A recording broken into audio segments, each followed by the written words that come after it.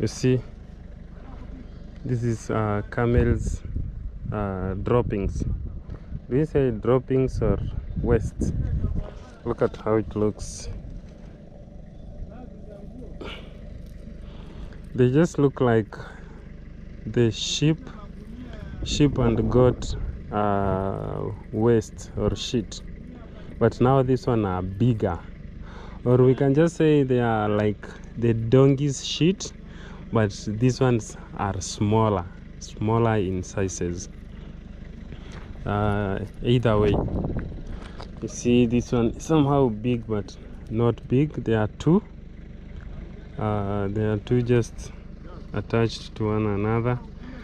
We can separate. You see, when separated they are just like this.